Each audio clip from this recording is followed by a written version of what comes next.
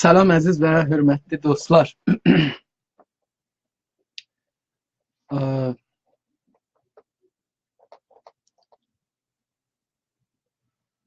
Necəsiz?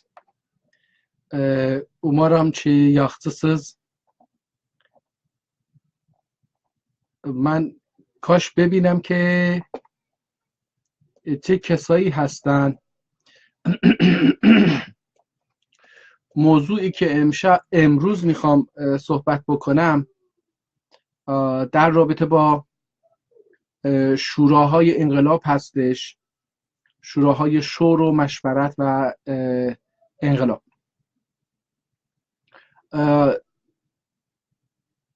من فکر میکنم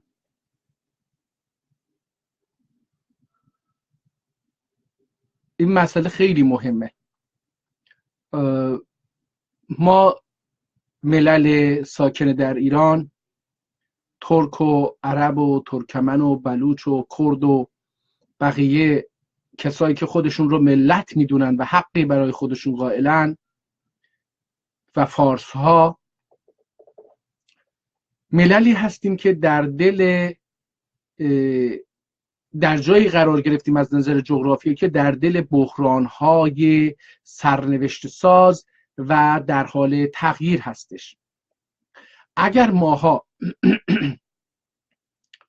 خودمون رو با این تغییر وفق ندیم، بازنده خواهیم بود.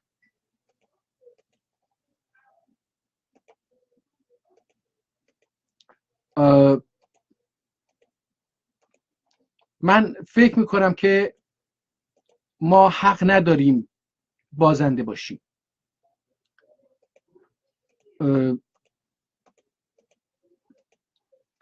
ما این شانس رو هم، این فانتزی رو هم نداریم که بذاریم تا بازنده بشیم.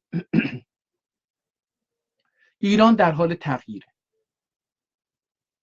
اصلا من کاری به این ندارم که آیا کشورهای خارجی در صدد اینن که ایران رو تغییر بدن؟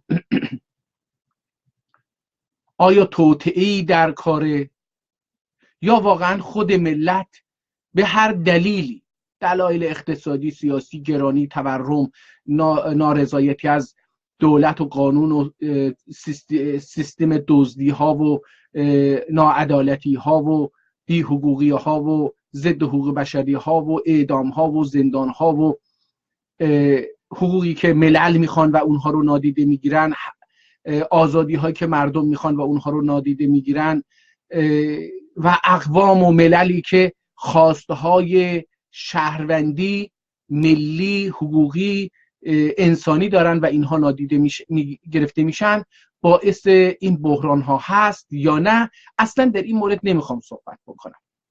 در این مورد صحبت میکنم که چه بخوایم چه نخوایم، چه اراده کرده باشیم به عنوان آذربایجان، به عنوان عربستان، به عنوان ترکمن صحرا، به عنوان کردستان و بلوچستان و فارسیستان، چه اراده کرده باشیم و چه خواسته باشیم، چه اراده نکرده باشیم و چه نخواسته باشیم، واقعیت اینه که در منطقه یک مسائلی در حال رخ دادن و تغییرات عمیقی داره رخ میده. این تغییرات چجوری پیش خواهد رفت؟ چه کسانی میخوان پیش ببرن؟ در این میان منافع ملل چی میشه؟ منافع اقشار مختلف مردم چی میشه؟ چه کسانی اینها رو نمایندگی میکنن؟ چه کسانی میخوان این بحران رو به سمتی ببرن که سال 57 و تجربه 40 سال بعد از اون تکرار نشه؟ چه کسانی میتونن نظارت و ضمانت بکنن که هر گروهی، هر تشکلی، هر حزبی، هر سازمانی که روی کار بیاد، یا هر سیستم سیاسی که روی کار بیاد، به حقوق و خواسته های ملل سر تعظیم فرود بیاره، بپذیره؟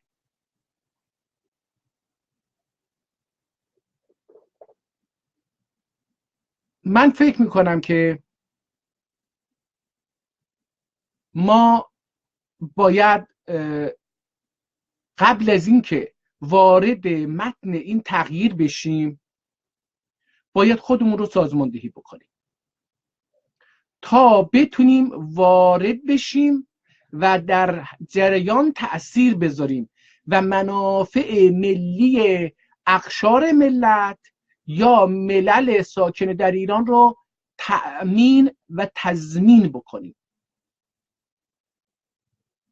وگرنه اگر چشم بسته بریم و بگیم فردای انقلاب یا فردای تغییر رژیم ما تصمیم میگیریم براتون، همه ما ترک و عرب و بلوچ و ترکمن و بقیه بازنده‌ایم. فرقی نمیکنه اینجا دیدگاه شما دیدگاه ملی قومی باشه مثلا، یا دیدگاه سیاسی اجتماعی باشه، یا دیدگاه دینی باشه، یا دموکراتیک باشید یا غیر دموکراتیک باشید. ولی برای اینکه منافع ما تضمین بشه ما باید تصمیم بگیریم، با هم تصمیم بگیریم که وارد بشیم، مللمون رو وارد این مسئله بکنیم یا نه، اقشار مختلف مردم رو وارد این قضیه بکنیم یا نه، و ملل ما یا اون اقشار اجتماعی، کارگران، کارمندان، معلمان، بازنشستگان، اونهایی که اموالشون از بین داره میره، دزدی ها بهشون میشه، ترک ها، عرب ها، بلوچ ها، ترکمن ها و ملل دیگر رو وارد این بازی میکنیم و اونها با جانشون با مالشون بازی میکنن، میرن تو میدون، چه نتیجه ازش میگیریم؟ برای اونها چه چیز رو تضمین میکنیم؟ آیا ما فقط به شعارها بسنده میکنیم، شعارها رو میشنویم و رد میشیم، میگیم اوکی فردا درست میشه؟ واقعیت اینه که الان اگر این حرکتی که شروع شده منجر به واژگونی رژیم جمهوری بشه، آلترناتیوی که براش در نظر گرفته شده بهتر از این نیست. جمهوری اسلامی 100 مرتبه بهتر از آلترناتیو هایی که الان در نظر گرفته شده. چرا که جمهوری اسلامی 40 سال روی کار اومده، افراطگری هاشو به تدریج انجام داده، کشتارشو به تدریج انجام داده، انتقام گیری هاشو به تدریج انجام داده، جیب هاشونو به تدریج پر کردن و دارن پر میکنن و بالاخره با این اعتراض ها، این قبیل اعتراض ها میرسه به یک جایی که بالاخره بیفته به این که باید برای مردم هم یک کاری بکنه. اگر ما با گروه های مثل پهلوی ها، ملی مذهبی ها، سنترالیست های ایرانگرای پانیرانیست، ناسیونالیست های ایرانی، با چپ هایی که نمیدونن چپن یا نیستن، با سرمایه‌داران چی میگن حالا این سرشون بازه، یعنی سرمایه‌دارانی که افسار گسیخته میخوان به استثمار ملل دست بزنن، یا گروه های اصلاح طلبی که الان در داخل هستن، گروه های نظامی که در داخل هستن، گروه های رادیکال مذهبی، نمیدونم محافظه کار مذهبی، ولایت فقیه چی ها، قانون اساسی چی ها، مشروط طلبان مشروطه خواه، سلطنت طلبان، اتحادیه فلان، و اینا همشون راه به جایی میبرن که در اونجا منافع ملل ساکن در ایران، ملل تحت ستم مضاعف ساکن در ایران تأمین نمیشه. منافع کارگران، منافع طبقه فقیر تأمین نمیشه. چون اینها قبل از این که وارد این جریان بشه باید سیاست‌های خودشون اعلام می‌کردن که میخوان چیکار بکنن. فردای روزگاری، حالا پهلوی باشه، مجاهد باشه، هر کدوم اینها که نام بردن، ملی مذهبی باشه، سپاه پاسداران باشه، نمیدونم اصلاح طلبان باشن، رادیکالیست ها باشن، مجاهدین انقلاب اسلامی باشن، هر کدوم از این احزاب ایرانگرای مرکز سنترالیست، مرکزگرا و پانیرانیست فارسگرا، هر کدوم که اینها باشن، نهایتش به اینه که هیچ کدوم سیاستی رو اعلام نکردن که فردای پس از سرنگونی جمهوری اسلامی چه چیزی روی میز دارن، پیشنهادشون برای قانون اساسی چیه، چه نوع سیستم رهبری، اداری، سیستم قانونگذاری، سیستم قضایی، سیستم حقوقی میخوان برای این مملکت ارائه بدن که من و شما بتونیم بر اساس اون راه بریم. برای همین من فکر میکنم ملل ترک، عرب، بلوچ، ترکمن، قشقایی و کرد و اگر فارسا هم تمایل داشته باشن که جزوی از این تغییر باشن، اونها هم باید شوراهای شور و مشورت انقلابی تشکیل بشه. هر ملتی برای خودش در داخل خودش شوراهای شور و مشورت تشکیل بدن، شوراهای انقلاب. و حالا من در رابطه با چگونگی این سیستم صحبت خواهم کرد تا بتونن صداهایی که در میان ملت هستش رو یک دست بکنن. حداقل مثلا 2-3 تا صدا برای ملت در داخل بره، ملت بدونن که اوکی تکلیفشون چی هست، باید وارد معرکه بشن یا نه، اگر بشن تا کجا باید برن، تا کجا باید نرن، چه شعارهایی باید داده بشه، چه شعارهایی باید داده نشه، فردای پیروزی باید چی کار بکنن، شهرها رو سنگربندی بکنن نکنن، اگر نیروهای نظامی، انتظامی، امنیتی ایران به مردم حمله کردن، شلیک کردن، اونها رو کشتن و گرفتن، مردم باید تسلیم باشن، به مبارزات مدنی تن بدن، یا اینکه نه مبارزات مدنی رو تعریف جدیدی باید ازش کرد. تعریفی که از مبارزات مدنی در 20 سال گذشته یا 30 سال گذشته انجام داده شده، تعریفی که براشون معین شده، تعاریف بسیار ضد و نقیضی هست. مثلا آیا این سوال رو من مطرح میکنم که آیا مبارزه مدنی در جایی که یک طرف مبارزه مدنی میکنه اما اون یکی طرف به مبارزه مدنی یا به عمل مدنی، رفتار مدنی اعتقاد نداره، آیا جواب میده؟ آیا یک طرف اگه دیکتاتوری بکنه طرف دیگر رفتار مدنی بکنه اصلا این مفهوم داره؟ آیا اینجا رفتار مدنی به معنی این نیست که تن به قوانین و فرمانهایی که دیکتاتور صادر میکنه باید داد و در چارچوب قوانین و دستورالعمل‌ها و پلیسی، سیستم پلیسی اون باید رفتار کرد تا مدنی بشید؟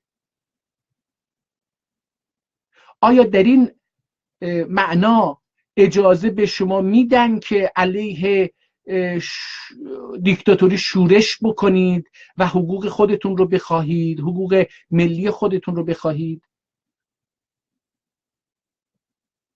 نه. در اینجا در مفهومی که در 20 سال گذشته حقوقدانان، سیاستمداران، فعالان حقوق بشری برای ما تعریف کردند و جا انداختن، اینه که سیاست مبارزه مدنی یعنی مبارزه بدور از خشونت. یعنی چی؟ یعنی اگر دولت دست به خشونت بزنه، بکشه، دستگیر بکنه، محاکمه غیر عادلانه بکنه، اتهام‌های غیرقانونی برای مردم تحمیل بکنه و محاکمه بکنه و زندانی بکنه و اینها، شما تسلیم باشید. این مفهوم از مبارزه مدنی جز تسلیم چیز دیگری نیست. همه این مفهوم یک مفهوم تسلیم در برابر قدرت مطلق است پذیرش قدرت مطلق هست، بازی با معیارها و قوانین قدرت حاکم هست. شما نمیتونید از خارج از چهارچوب این قانون، این رفتاری که دولت به شما تحمیل میکنه، حق مبارزه ندارید برای اینکه متهم میشید به خشونت، به رفتار غیر مدنی. آیا ما میخوایم فردای ایران هم یه چنین چیزی بشه؟ هیچ کدوم از این گروه هایی که مدعی حرکت بخشی از جامعه هستن، حداقل رهبری بخشی از جامعه هستن، هیچ کدوم برنامه ای برای فردای بعد از رژیم جمهوری اسلامی ندارن. همشون میتونن کارهای 57 تا این روزها رو، یعنی این 40 سال رو دوباره تکرار بکنن. انتقام گیری و کشتار و تصفیه و ظلم و ستم و برقراری حکومت‌های فاشیستی و همه اینها ممکنه تکرار بشه، چون حداقلش اینه که خمینی فقط میگه آقا جمهوری اسلامی نه یک کلمه بیشتر نه یک کلمه کمتر. هم میدونستن این عمامه داره، فقط هم خواستش اسلام شیعه، اونم مد نظر خودش. حداقل دیگه اونهایی که سواد داشتن میدونستن که خمینی نظرهای خودش رو میگه، کتابهایی هم داره، فتواش هم مشخصه، بر اساس اونها میخواد یه حکومت بذاره. ولی الان شما در مورد رضا پهلوی چی میدونید؟ در مورد مجاهدین چی میدونید؟ در مورد ملی مذهبی ها چی میدونید؟ در مورد سپاه پاسداران که میدونیم حالا اگه خواستن اونها رو سر کار بیارن. در مورد بقیه چی میدونیم؟ هیچ نمیدونیم. واقعیت اینه که ما در یک برهه‌ای از زمان هستیم که خیلی تاریک آینده و در این حال یک ضرورت تاریخی هم جلوی پیش ماست. ایران با مداخله‌ای که در منطقه کرده، در کشورهای اسلامی و غیر اسلامی کرده، در ترورها نقش داشته، در تهدید بین‌المللی نقش داشته، در قاچاق پول و پولشویی نقش داشته، در قاچاق مواد مخدر و شیوع مواد مخدر نقش داشته، در شیوع فحشا و فساد و بی اخلاقی و بی بندوباری نقش داشته. به یک جایی رسیده که هم کشورهای منطقه، هم کشورهای عربی، هم کشورهای مسلمان سنی، هم دنیای غرب و سازمان ملل در حقیقت با ایران مخالفن. در نتیجه پتانسیل این که ایران با فشارهای بین المللی از هم فرو بپاشه خیلی بالاست، هم در منطقه هم در سطح بین المللی. از طرف دیگر در درون ایران هم جامعه بسیار با شکاف‌های اجتماعی عمیقی روبرو هست. در یک طرف یک حکومت مرکزی هست، در یک طرف حاشیه‌های مرکز، پیرامون. در طرف دیگر پیرامون هست. پیرامون هیچ نمایندگی در سیستم سیاستگذاری دولت نداره، در سیستم سیاستگذاری نداره، دولت رو ولش کنید، یا در قانونگذاری نداره، در اجرا نداره. این پیرامون رو اگر ایران رو نگاه بکنید، مرزهای کشور، استانهای نزدیک به کشور و استانهای مرزی، همشون بدون استثناء مللی هستن که فارس نیستن یا اکثریتشون فارس نیست. ممکنه در خراسان فارس باشه ولی اکثریتشون فارس نیست. اکثریت مرزها بسیاری از اونها ترک هستش، ترکمن هستش، گیلانی و گیلکی و مازنی هستش، عرض به حضورتون بلوچ هستش، عرب هستش، کرد هستش. در پیرامون اینها لور و بختیاری و اینها هم در اون وسط هست، در اون طرف هم بندری ها هستن و اقوام دیگری که در اونجا هستن. خراسان هم که خودتون میدونید به هر حال بخش خاصی از مملکت هستش. در یک طرف این حاشیه‌ای که محروم از داشتن حق حاکمیت هست و محروم از داشتن حق دخالت در سیاست‌ها و قانون ریزی و بودجه بندی و ساخت و ساز و توسعه منطقی خودشون هست، و در طرف دیگر مرکز هستش، یعنی مرکزی که فارس‌ها اون رو تحت کنترل دارن و به نام فارس تموم میشه، برای اینکه همه چیز به نفع فارس اونجا تنظیم شده اون قرار داره. یعنی تبعیض بسیار عظیمی به نفع فارس و به ضرر حاشیه، به نفع مرکز به ضرر پیرامون. این یکی از اون اشتقاق هاست که در سالهای حدود 20-25 سال گذشته شعارهاشون، حرکتاشون نشون میده.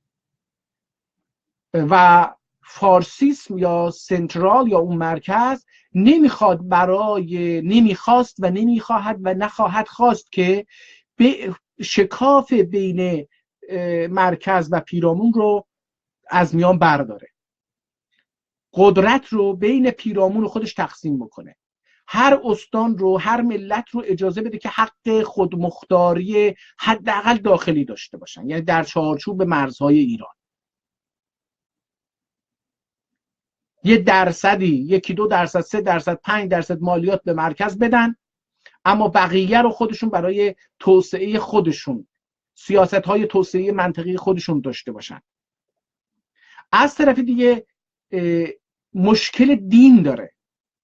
فارسیسم بر اساس نوع خاصی با قرائت خاصی از شیعه‌گری حاکم بر اونجاست، شیعه‌گری بسیار افراطی که با شیعه‌گری معتدل آذربایجان بسیار متفاوته، بسیار بسیار متفاوته. نمونه اون اینه که شیعه‌گری فارس ولایت مطلق فقیه رو پذیرفته، بر اساس اون یک حکومت رو ریخته، رهبری کرده تا اینجا آورده. کشت و کشتار بخشی از و نژاد پرستی و دشمن تراشی و دشمن خواهی بخشی از این شیعه‌گری فارسیه. در مقابل شیعه‌گری آذربایجانی هست که بسیار ملایم، دموکراتیک هستش، آزادی خواه، ضد ولایت فقیه یا ضد ولایت مطلق فقیه جفتش، خواهان جدای دین از سیاست و سکولاریسم، خواهان اینه که ملاها و دینداران خارج از مدعیان دینداری خارج از حوزه سیاست عمل بکنن. نه اینها دین رو وارد سیاست بکنن، نه سیاست دین رو وارد خودش بکنه. نه سیاستمداران بتونن از دین استفاده بکنن، نه دینداران بتونن از سیاست استفاده بکنن. رهبر این فکر، حداقل رهبری که برای شماها و من قابل لمس هستش، اگه از تاریخ هم زیاد نریم، آیت الله مرحوم سید محمد کاظم شریعت مداری هست. الان 40 ساله در ایران، حالا نگیم 40 ساله، 37 ساله در ایران شعاری رو در همه جا، حتی در خود آذربایجان هم دارن میدن: مرج بر ضد ولایت فقیه.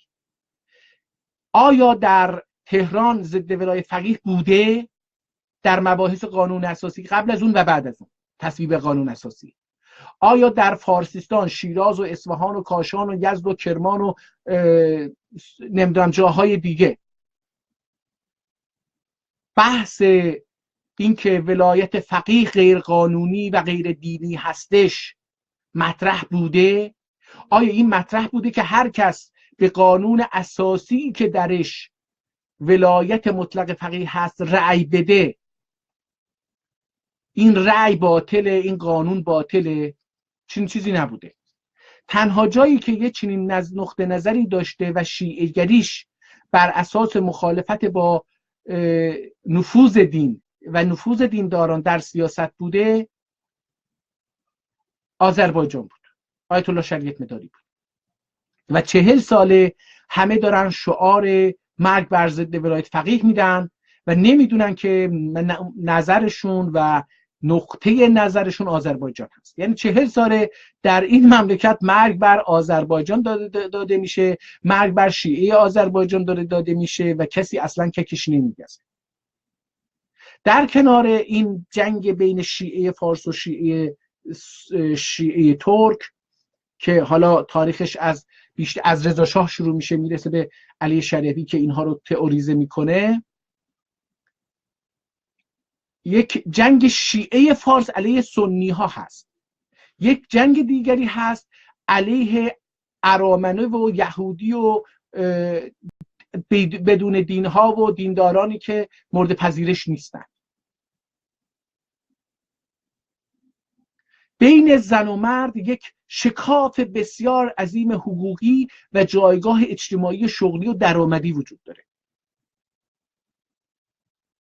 بین کارگر و مدیر عامل، بین کارگر و صاحب سرمایه، بین سرمایه‌های بسیار کوچک، پسندازهای بسیار کوچک و بانک‌های بسیار بزرگ شکاف‌های بیلیون دلاری هستش.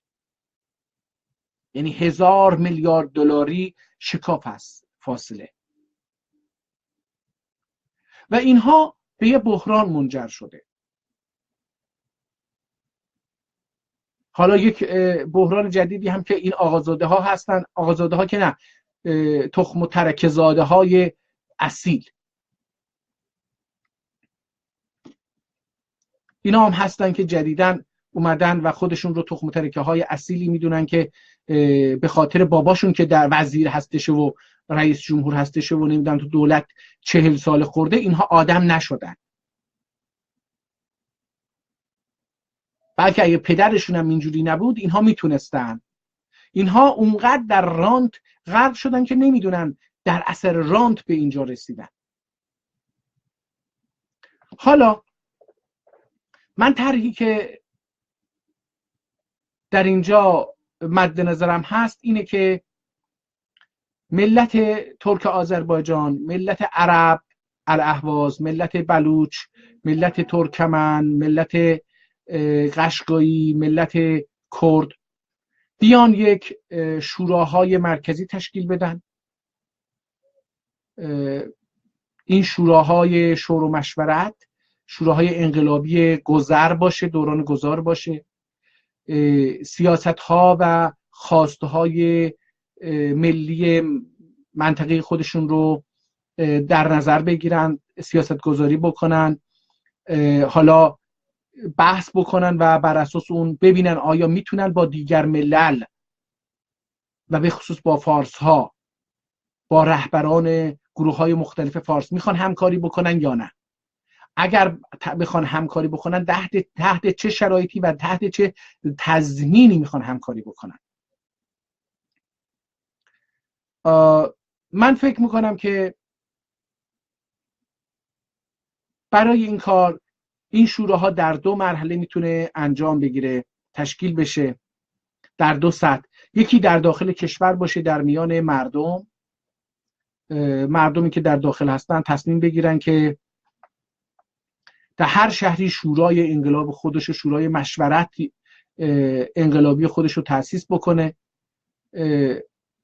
فعالان هر شهری فعالان خودشون رو میشناسن. طبیعتا بعضی از فعالان به بعضی دیگر شک و شبهه دارن، ولی با این حال مجبور هستن با اینها کار بکنن. به نظرم برای همین باید اینها رو گفت شورای رهبری، شورای انقلابی و مشورتی گذر از انقلاب، اما ملایم، نرم یا سافت.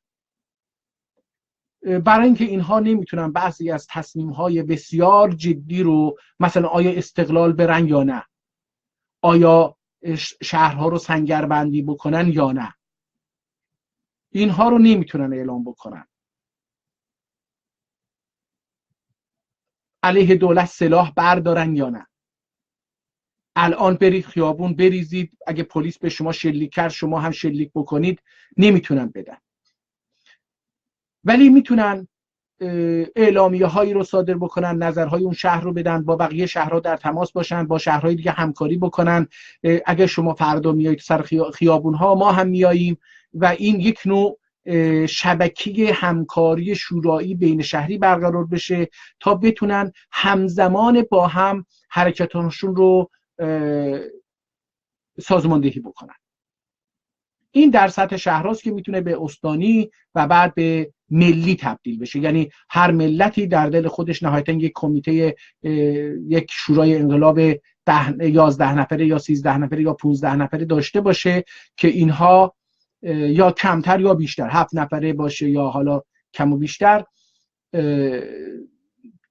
تشکیل بدن که برای کل مثلا آذربایجان تصمیم بگیره، برای کل کردستان، برای کل کرمانشاه، برای کل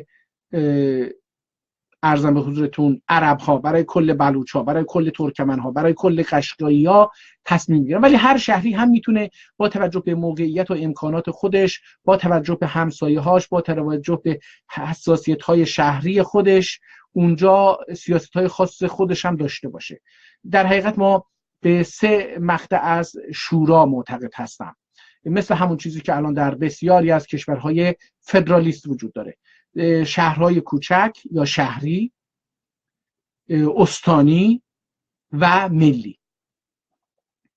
این چیزیه که من بهش اعتقاد دارم. اما چون در داخل نمیتونن هارد باشن، نمیتونن سفت و سخت مبارزه رو اونجوری که شرایط لازم هست انجام بدن، بسیاری از تصمیم ها براشون به معنی امضا کردن حکم اعدام خودشون هست. برای همین باید یک بخش دیگری از شوراها در خارج از کشور تشکیل بشه. مثلا ترک های آذربایجان باید بیان یک شوراهایی رو در مملکت های مختلف برای خودشون تشکیل بدن و در نهایت از همین شوراها یک شورای 20 نفره 30 نفره هم تأسیس بشه برای رهبری کل این قضیه. به عنوان مثل یک مجلس میشه ولی شورا هست، شورای گذار از انقلاب هست. اینها مثلا میتونن بگن که ما با فارسا همکاری میکنیم یا نمیکنیم، ما با عرب ها، با ترک ها، با بلوچ ها، با گیلکی و مازنی و لور و بختیاری و قشقایی و ترکمن و کرد و اینها همکاری میکنیم یا نه.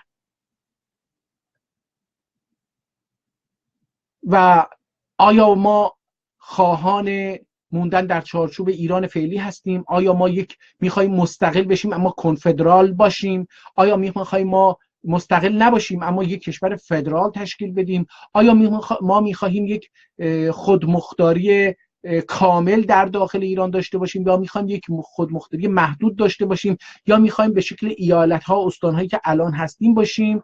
یا میخوایم به شکل ایالت‌های دوره قاجار برگردیم، دوره قبل از رضا پالانی برگردیم؟ اینها چیزایی، بحثایی که در داخل خیلی نمیشه انجام داد. نه اینکه نمیشه ولی خیلی نمیشه انجام داد. اما در خارج از کشور این بحث ها رو میتوان انجام داد، تصمیم گرفت و حتی گفت آقا ما میخوایم از ایران مستقل بشیم یا میخوایم بمونیم. حالا برای این آیا سلاح برداریم یا نه؟ اگر پلیس به ما شلیک کرد مسلحانه مقابله بکنیم یا نه؟ شهرها رو، خیابانها رو به سنگربندی بکنیم یا نه؟ مراکز دولتی رو اشغال بکنیم یا نه؟ بانک ها رو از بین ببریم یا نه؟ مصادره بکنیم اموال بانک ها رو یا نه؟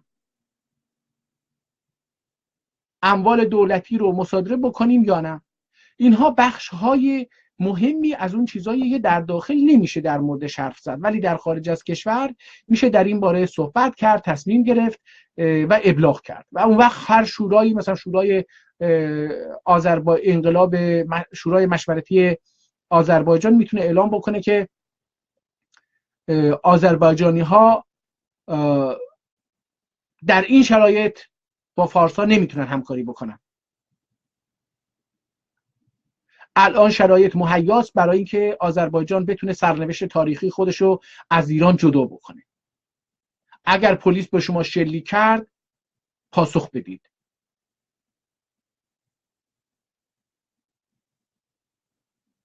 نمیدونم خانه های مسئولین و پاسداران و اینها در محلتون محاصره بکنید، نذارید برن سر کار. اینها بحثایی که فقط شوراهای خارج از کشور میتونن انجام بدن. در نتیجه من فکر میکنم که یک نوع رهبری، یک شوراهای رهبری لازم هست و خیلی دیر شده، به خصوص در آذربایجان این بسیار دیر شده. من فکر میکنم باید این شوراها هر چه سریعتر انجام بگیره تا آذربایجان بتونه از این بحران با هزینه کمتر با بیشترین منافع ملی گذر بکنه و الا من فکر کنم که بازنده خواهد بود، بازنده خواهیم بود.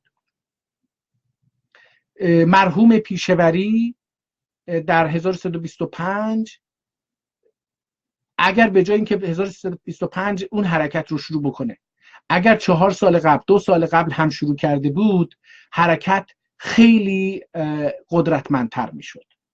ما اگر شوراهامون رو یا مجلس در تبعیدمون رو یا دولت در تبعیدمون رو 2 سال پیش، 5 سال پیش، 10 سال پیش که این افکار مطرح شد تأسیس کرده بودیم، الان از نظر سازماندهی، از نظر همکاری، از نظر اتحاد ملی صدها برابر بلکه هزاران برابر بالا جلوتر بودیم. الان اگر فکر کنیم که 10 هستیم، در اون شرایط اگر داشتیم مجلس خودمون رو یا دولت در تبعید خودمون رو یا پارلمان در تبعید خودمون رو، الان تمامی اون تجربه هایی که انجام داده بودیم، مشکلات بسیاری رو الان از بین برده بودیم و به یک نقطه توافق رسیده بودیم که بتونیم با هم همکاری بکنیم و منافع ملی رو تأمین بکنیم. الان خیلی دیر شده، بسیار بسیار دیر شده. انگار فکر کنی که الان روسیه داره از ایران میره بیرون، پیشوری هم تا الان هیچ کاری نکرده، ایران داره نیروهاشو جمع جور میکنه که تغییراتشو انجام بده، خودشو با وضعیت تطبیق بده و ما تازه به این فکر افتادیم که اصلا میخوایم چیکار بکنیم. هر کسی در تلگرام، در اینستاگرام، در جاهای دیگه یک شعاری میده، یک چیزی مینویسه که نگاه میکنید ببینید این آدم به یک منفعت بسیار کوتاه نگاه میکنه، فکر میکنه، در حالی که منافع ملت منافع بسیار کوتاه مدت، 1 هفته، 2 روزه، 3 روزه نیست، منافع بسیار مدت چند قرنی بلکه چند هزار ساله هست. ما اگر امروز در آذربایجان این تصمیم رو نگیریم، ممکنه که برای چند دهه نتونیم تصمیم بگیریم، حق تصمیم رو از دست بدیم دوباره. برای اینکه بتونیم تصمیم بگیریم باید همین الان بشینیم. حداقلش اینه که اگر نمیتونیم، فرصت لازم رو نداریم که در همه مملکت ها یه شوراهایی رو تشکیل بدیم که بیاد یه شورای مرکزی تشکیل بشه، در نهایت میتونیم یه شورایی از رهبران احزاب استقلال طلب و فدرالیست تشکیل بدیم و بر اساس اون از خارج از آذربایجان یک صدا به داخل بره. همه احزاب سیاسی فدرال و استقلال یک صدا یک چیزی رو بخوان. حداقل در خیلی از چیزها مشترک هستیم. نهایتش اینه که یکی مرز ایران رو میخواد، یکی مرز ایران رو نمیخواد. تا این مرحله حداقلش تا سقوط رژیم و تا تأمین منافع آذربایجان با هم هستیم. تا اون مرحله هم حالا یا فدرالیستا میان استقلالچی میشن یا استقلالچی‌ها میرن فدرالیست میشن. حالا شرایط بین‌المللی هم خودشو به ما تحمیل میکنه. مثلا آمریکا اگه وارد آمریکا و اروپا، سازمان ملل وارد معرکه بشن و کشورهای عربی وارد معرکه بشن، طبیعتاً که احزاب ما و هرچی هم بگن دیگه یک کمیش هم کشک میشه، چون قدرت بین‌المللی توان تحمیل خودشو بیش از اونی که ما فکر میکنیم داره. این رو در کردستان عراق دیدیم، در کاتالان دیدیم. نمیتونیم اغراق بکنیم. من فکر میکنم که آذربایجان باید در اسرع وقت، در کوتاه‌ترین مدت، یک شورای انقلاب تأسیس بکنه. این شورای انقلاب برای مسائل حساس ملی تصمیم بگیره. مثلا اگر آمریکا و اروپا و سازمان ملل و کشورهای عربی بیان به ایران حمله نظامی بکنن، ما موضعمون چی هست؟ آذربایجانی ها رو میخوایم در مقابل بذاریم دولت ایران ازشون استفاده بکنه در مقابل نیروهای بین المللی، یا میخوایم آذربایجان رو از دست نیروهای ایران در بیاریم، مستقل بکنیم یا نیمه مستقل بکنیم، نذاریم به آذربایجان خسارت وارد بشه. اون وقت اگر این رهبران سیاسی فارس، حالا ما کاری قضاوت شخصی هم نمیخوایم بکنیم که آدمای خوبی ان بدی ان، اگر اینها خواسته های آذربایجان چه فدرالیست و چه سکولار رو نپذیرفتن، ما میخوایم بازم ایران بگیم حتی فدرال های ما، یا میخوایم بگیم نه حالا دیگه باید راهمون رو جدا بکنیم؟ برای همین ما باید شوراهای انقلاب یا شوراهای سیاستگذاری انقلاب رو تأسیس بکنیم. من برای این فکر میکنم تنها عضویت احزاب سیاسی کافی نیست، باید جمعیت‌های حقوق بشری هم عضویت داشته باشن که به تصمیمات، هم در تصمیمات اینها دخالت بکنن، هم مواظب باشن که ضد حقوق بشر نباشه، و هم افرادی هستند خارج از بخش‌های حقوق بشر، یعنی سازمان‌های حقوق بشری آذربایجان و خارج از احزاب سیاسی متعلقه به آذربایجان، که اینها افراد روشنفکر شناخته شده ملی و تأثیرگذار در افکار روشنفکری آذربایجان هستند. به نظر من باید اینها رو هم به یک چنین شورایی دعوت کرد و از مجموع اینها یک شورای سیاستگذاری برای دوران انقلاب یا برای دوران گذار تأسیس بشه که بتونن آذربایجان رو به سلامتی و با بیشترین منافع از این بحرانی که اطراف آذربایجان رو گرفته عبور بدن، به ساحل نجات برسونن. بسیار ممنونم از دوستانی که تا این لحظه اومدن و این حرف رو گوش کردن. سپاسگزارم. اگر سوالی باشه جواب میدم.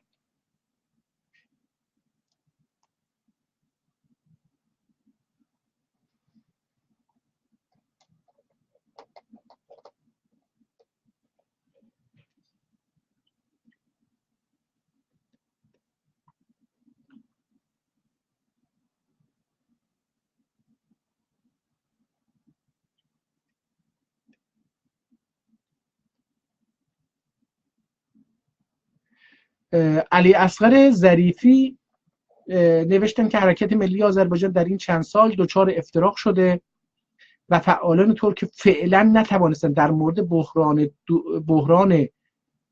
بحران دور هم جمع شوند یا با هم یک نظر واحد رو اتخاذ بکنند.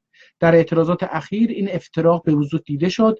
عده‌ای حمایت کردند، عده‌ای نفی کردند و ملت ترک را در داخل دچار سردرگمی کردند. درسته، برای اینکه این شورای سیاستگذاری الان وجود نداره و من خواهان تأسیس چنین شورایی هستم که بتونه مردم رو از این بحران پیش ببره.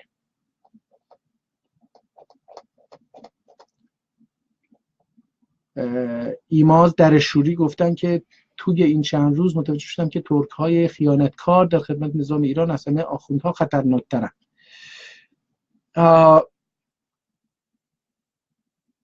جناب در شوری توجه دیم بسیار بسیار غلط بوده.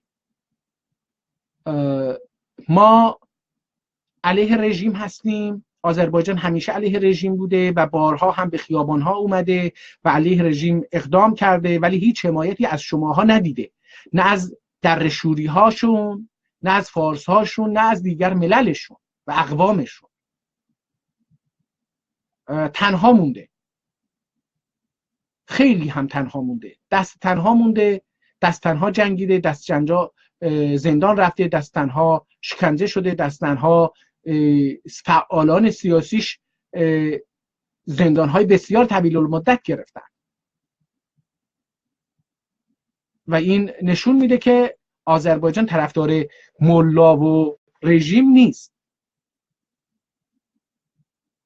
این که طرفدار شما باشه این نیست. آذربایجان الان تمامی جناح‌ها، اونهایی که میگن بیایید و اونهایی که میگن نیایید، هر دوتاشون میگن که فارس ها میخوان از حضور ما سوء استفاده بکنن. برای اینکه فارس ها از حضور ما سوء استفاده نکنن، حالا دو نظر وجود داره. یه عده میگن که بریم شعارهای مختص به آذربایجان رو بگیم و حقوق خودمون رو بخوایم و فقط هم به زبان ترکی. یه عده میگن آقا اصلا نریم که اونها بدونن که ما چه دلشکستگی عمیق و بزرگی از فارس و دیگر ملل داریم. به همین سادگی. و با اتهام زدن به این چه فلان کس از ملا و فلان و بهمان، اینها هم حرفایی که آقای خانم کاملیا اختیاری فردم دیروز در یکی از شبکه‌های عربی همین ها رو اومده گفته که بله ترک ها چون در مرز هستند و نمیدونم چون خامنه‌ای ترکه و اینها نمیخوام بیان اعتراض بکنن، در حالی که و حس ناسیونالیستی بسیار قوی دارن، برای همین از خامنه‌ای حمایت میکنن، در حالی که چنین چیزی اصلا وجود نداره. آذربایجان اولا خامنه‌ای ترک نیست، نه در آذربایجان به دنیا اومده، نه در آذربایجان زندگی کرده، نه زن و بچه‌ش آذربایجانی هستن، نه پدر و مادرش آذربایجانی هستن، نه در آذربایجان زندگی کردن. حدود چند سالی، حدوداً بین 18 تا 21 سال جدش در آذربایجان در خوی ساکن بوده، نه دختری به ما داده که زن آذربایجانی بشه، نه زنی از ما گرفته که داماد ترک بشه. بعدش هم گذاشتن رفتن عراق، از همون جایی که اومده بودن از عراق دوباره برگشتن رفتن همونجا، بعدم دوباره اونجا زاد و ولد کردن و بعد اومدن خراسان و بعدش هم دیگه خامنه‌ای هم که اصلا پدرش گفتم عراقیه، مادرش هم که اصفهانیه یا اون طرفا، ربطی به ما نداره. کاملیا انتخابی فردم یه چیزایی برای خودش گفته که دور از حقیقت تحریف مسئله آذربایجان هست. آذربایجان مسئلهش همینه.